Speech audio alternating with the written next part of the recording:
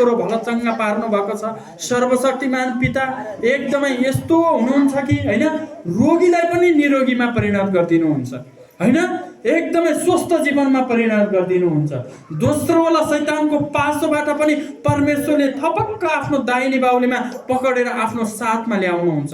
परमेश्वर यस्तो महान हुनुहुन्छ जुन संसारको धामी झाँक्रीले सक्दैनन्, जुन संसारको माताले सक्दैनन्, जुन संसारको 33 करोड देवी देवताले पनि सक्दैनन्। तर हाम्रो पासमा हामीले विश्वास गरेको परमेश्वरलाई हामीले नजिकबाट नै परमेश्वरमा माग्यौँ र विश्वास गर्यौँ र हाम्रो आशा र भरोसाको दियोलाई हामीले निम्न दिएनौँ। अन्तिमसम्म नै हामी एकदमै धैर्यवान भएर परमेश्वरमा बातचित गरेर, प्रार्थना गरेर, अन्य भाषा गरेर, आदर सम्मान उठाएर पितासँग नजिक भयौँ भनेदेखि पिताले हामीलाई संसारले गर्न नसकेको काम परमेश्वरले हामीलाई एकैचोटि गर्नुहुन्छ।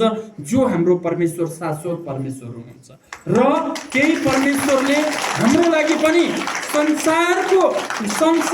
संसारले मानेका जति पनि उनीहरूका जति पनि रीतिथिति र विधि विधानबाट मानेका ती शक्तिशाली भनेका गुरुहरूले पनि गर्न नसकेको आज हाम्रो परमेश्वरको एकमात्र जीवित पुत्र येशू मसीह गुरुले आज हाम्रो लागि काम गरेर देखाउनुहुन्छ।